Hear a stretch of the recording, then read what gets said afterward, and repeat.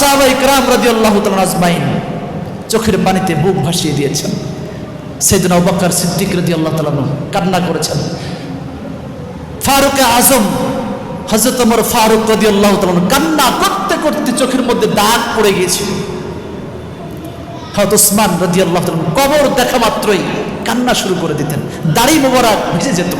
আলী রাদিয়াল্লাহু তাআলা কাঁদতেন, হযরত ওমর রাদিয়াল্লাহু তাআলা কাঁদতেন, এত বেশি কাঁদতে কাঁদতে দাগ হয়ে গেছে। চিন্তা করা যায় এই মানুষগুলি যারা জান্নাতি মানুষ, আমার রাসূল সাল্লাল্লাহু আলাইহি ওয়াসাল্লাম পবিত্র জবান মোবারকে যাদেরকে জান্নাতের সার্টিফিকেট দিয়েছেন, তারা আল্লাহর জন্য অস্থির হয়েছেন, আল্লাহর জন্য কান্নাকাটি করেছেন।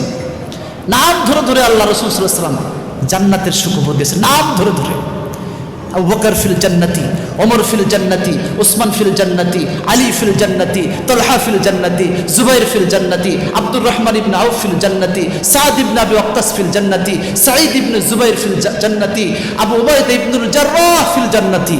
একই সাথে একই টাইমে আল্লাহ রাসূল একই সাথে 10 জন সাহাবীকে জান্নাতের সুখবর দিয়েছেন, জান্নাতের সার্টিফিকেট দিয়েছেন। বলেন না সুবহানাল্লাহ। আশারায়ে মুবাশশারা বলি আমরা।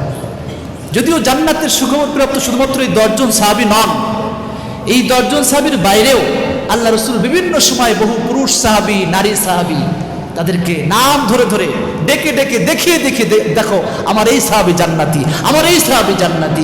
অসংখ্য অসংখ্য সাহাবায়ে কেরামদেরকে আল্লাহ রাসূল সাল্লাল্লাহু আলাইহি ওয়াসাল্লাম এই পার্থিব জগতে থাকা অবস্থায় নাম ধরে ধরে জান্নাতের সার্টিফিকেট দিয়েছেন। তো এরকম যারা পৃথিবীতে থাকা অবস্থায় জান্নাতের নিশ্চয়তা পেয়েছেন, এই মানুষগুলি কাঁদতে কাঁদতে অস্থির হয়ে গেছেন। চিন্তা করা যায়।